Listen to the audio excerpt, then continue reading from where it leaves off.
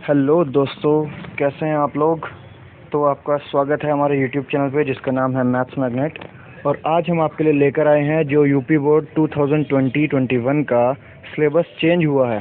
जैसे कि आप लोगों को पता है कि 70% सिलेबस सेम रहेगा। जो 30% चेंजेस यूपी बोर्ड में किए गए हैं सिलेबस में, वो हम लेकर आए हैं, आपको डिस्कस करेंगे। फिजिक्स का आज हम डिस्कस करने वाले हैं, और अगर आप केमिस्ट्री का चाहिए तो आप दूसरी वीडियो देख सकते हैं। इसमें हम टोटल फिजिक्स का सिलेबस डिस्कस करने वाले हैं, तो वीडियो लास्ट तक देखेगा। हम इसमें एक से लेके लास्ट पॉइंट तक सब कुछ डिस्कस करने वाले हैं, छोटी से बड़ी बात तक, जो कि आपके लिए बहुत ज़्यादा इंपॉर्टेंट है एग्जाम्स के पॉइंट ऑफ व्यू से। क्योंकि अगर आपको यही नहीं पता होगा कि आपको पढ़ना क्या है तो आप पढ़ेंगे क्या। चलिए तो फिर हम शुरू करते हैं। ये हमने PDF डाउनलोड कर ली है upmsp.edu.in से, जो कि यूपी गवर्नमेंट की साइट है, वेबसाइट है, ऑफिशियली वेबसाइट है जहाँ पे अपडेट आ गया है। तो आप लोग भी वेबसाइट पे विजिट करके चाहे पूरी डाउनलोड कर सकते हैं। उसमें 300 से ज़्यादा पेजेस हैं, तो आपको बहुत ज़्यादा ढूंढना पड़ेगा कि कहाँ पे फिजिक्स का सिलेबस है, कहाँ पे केमिस्ट्री का है। तो उसके आप झंझट से बचिए और यहीं पे देख लीजिए डायरेक्टली। तो हम शुरू करते हैं। तो ये हमारे पास फिजिक्स का सिलेबस हम शुरू करने वाले हैं। ओके गाइस, तो सबसे पहली लाइन में क्या दिया हुआ है, यूनिट वाइज दिया हुआ है। यूनिट फर्स्ट जो है हमारे पास स्थिर वैद्युतिकी।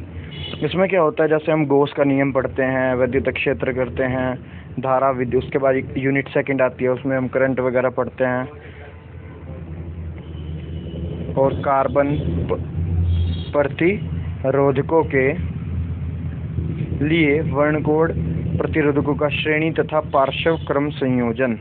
तो ये अब इसमें रहा है, बाकी सारा कुछ हटा दिया है। अब जो हम विद्युत क्षेत्र के 4-5 ये हमारे पास वो होते थे।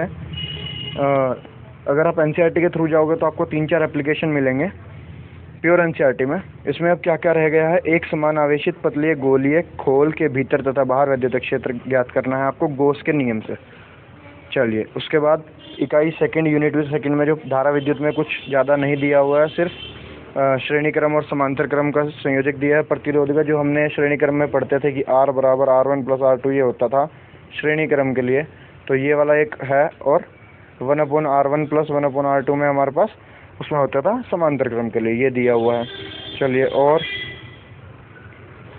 और इसने कहा है कार्बन प्रतिरोधकों के लिए वर्ण कोड, एक ये भी इसमें टॉपिक है, ये भी दिया हुआ है। उसके बाद आते हैं यूनिट थर्ड पे, इकाई 3, विद्युत धारा का चुंबकीय प्रभाव तथा चुंबकत्व। तो इस यूनिट में क्या क्या दिया गया है, चुंबकीय द्विध्रुव, यानी कि अगर आप लोगों को इंग्लिश में हो तो जिसे हम बोलते हैं मैग्नेटिक डाइपोल, उस पर जो ऊपर आया था उसको बोलते हैं इलेक्ट्रिक डाइपोल, जो विद्युत द्विध्रुव होता है। उसके कारण अनुदिश तथा अक्ष के अभिलंबवत जो हमें चुंबकीय द्विध्रुव ज्ञात करना होता है, वो उसके क्षेत्र की तीव्रता, चुंबकीय क्षेत्र की वो। और जी हमारा ये बल आघूर्ण, चुंबकीय अवयव, अनुचुंबकीय, प्रतिचुंबकीय, लोह चुंबकीय पदार्थ, उदाहरणों से जो थोड़ा सा एक थ्योरेटिकल चैप्टर है ये अनुचुंबकीय, प्रतिचुंबकीय, लोह चुंबकीय का। और बहुत ही ईजी तरीके से अगर हम पढ़ेंगे तो बहुत आराम से याद हो जाता है, क्योंकि रिलेट करने वाला है तीनों आपस में। जब हम कंपैरिजन करते हैं तो आराम से याद हो जाता है। अच्छा, विद्युत, उसके बाद विद्युत चुंबक तथा इनकी तीव्रताओं को प्रभावित करने वाले कारक, स्थायी चुंबक। ओके, ये यूनिट थर्ड में है, काफ़ी कम हो गया। यूनिट सेकंड में तो बहुत ज़्यादा कम हो गया, यूनिट फर्स्ट में भी काफ़ी कम कर दिया। उसके बाद यूनिट 4, विद्युत चुंबकीय प्रेरण तथा प्रत्यावर्ती धाराएं, शक्ति गुणांक, वाटहीन धारा, ये दिया हुआ है हमारा यूनिट 4 में। शक्ति गुणांक दिया हुआ है और वाटहीन धारा दिया हुआ है। उसके बाद हम चलते हैं अपने अगले पेज पर। यूनिट 4 के बाद यूनिट 5 जो है विद्युत चुंबकीय तरंगे, और उसके बाद उसमें दिया हुआ है विस्थापन धारा की आवश्यकता। ओके, तो ऐसा होता है कि जो आपका एग्ज़ाम है वो 2 खंड में डिवाइड होता है फिजिक्स का। फर्स्ट खंड पार्ट 1 में से 35 नंबर का आता है, और पार्ट सेकंड में से 35 नंबर का आता है आपके बोर्ड एग्जाम्स में। तो हो गया टोटल 70, और 30 का आपका प्रैक्टिकल रहता है, प्रयोगात्मक रहता है 30 नंबर का। तो हम 35 नंबर का डिस्कस कर चुके हैं, जो कि 5 यूनिट में डिवाइड हुआ है। अब खंड ख या पार्ट सेकंड में जो 3 या 4 यूनिट दी हुई है उनको डिस्कस करते हैं। खंड सेकंड हमारे पास यहाँ से लाइट से शुरू होता है, प्रकाशिकी। तो गोलीय दर्पण, दर्पण सूत्र, प्रकाश का परावर्तन, प्रकाश का प्रकीर्णन, आकाश का नीला वर्ण, सूर्योदय के समय, अच्छा ये दृष्टिगोचर होना, सूर्य का रफ्तार, सूक्ष्मदर्शी तथा दूरदर्शकों का विभेदन क्षमता।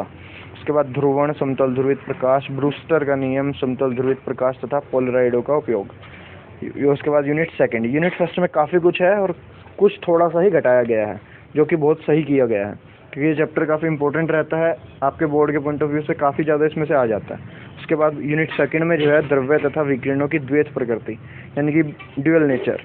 उसमें एक प्रयोग आता है डेविसन तथा जर्मर का, ये है जिसमें आपको प्रायोगिक विवरण ना दिया जाए, केवल निष्कर्ष की व्याख्या किए जाए। तो आपको ज़्यादा डिटेल में नहीं जाना है, सिर्फ आपको कंक्लूजन और आपको स्टेटमेंट और आपको ये पता होना चाहिए कि उसमें क्या यूज़ हुआ है, रूल क्या है, तो बेसिक पता होना चाहिए। उसमें कोई खास प्रायोगिक विवरण ना दिया जाए, कहा गया है, इसका मतलब हमें ज़्यादा डिटेल में उसका एक्सपेरिमेंट जो होता है, जब आप पढ़ोगे आपको पता चल जाएगा कि एक एक्सपेरिमेंट जो प्रयोग है डेविसन तथा जर्मर में, तो हमें प्रायोगिक वर्णन नहीं करना है इसमें, सिर्फ हमें to the crisp to the point पढ़ना है, मेन चीज़ें पढ़नी है। उसके बाद इकाई थर्ड, यूनिट थर्ड में जो दिया हुआ है परमाणु तथा नाभिक, इसमें भी मुझे लग रहा है काफ़ी कम कर दिया है, काफ़ी कुछ आता है इसमें, और ये इंपॉर्टेंट भी चैप्टर था। देखिए क्या क्या है। Radio activity, alpha beta gamma कण, उसके बाद किरणें और उनके गुण, रेडियो एक्टिव क्षय नियम, बंधन ऊर्जा, प्रति न्यूक्लियन तथा द्रव्यमान संख्या के साथ इसमें परिवर्तन। ठीक है जी, इसमें काफ़ी कुछ घटा दिया है जो कि आपके लिए बेनिफिशियल है, क्योंकि ये चैप्टर थोड़ा लेंथी था। उसके बाद जो पार्ट 4 है ये उससे भी बहुत ज़्यादा लेंथी था। यूनिट 4 में इलेक्ट्रॉनिकी युक्तियाँ, गुणात्मक अक्षय, ये जेनर डायोड, वोल्टता नियंत्रक के रूप में जेनर डायोड, तो यानी कि मेन इसमें जेनर डायोड रहा गया है, वरना इसमें पहले बहुत ही वाइड सिलेबस था, क्योंकि ये पूरी एक इलेक्ट्रॉनिक्स का पूरा कह सकते हैं निचोड़ इसमें था यूनिट 4 में, कि आपसे हर तरह से पूछा जाता था,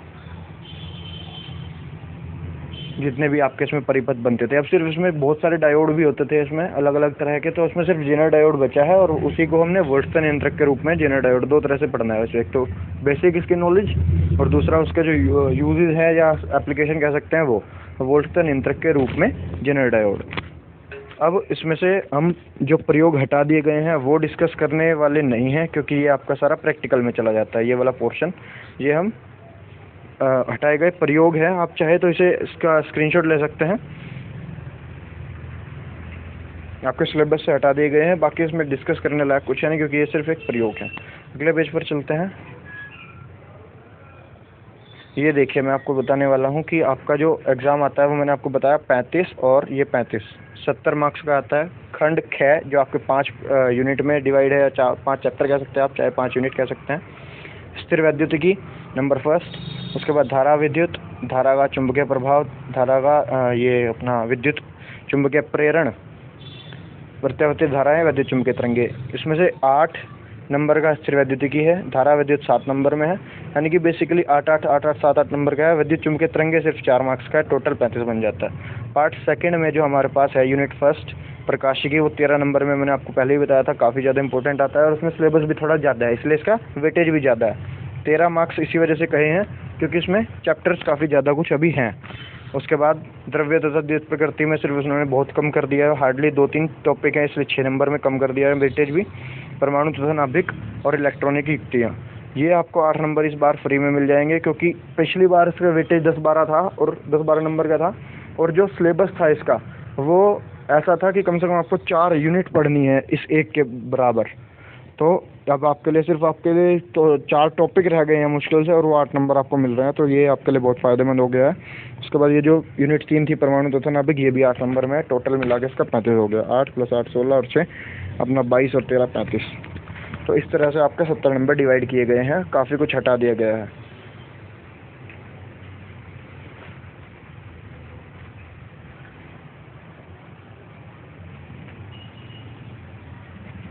अरे भैंस क्या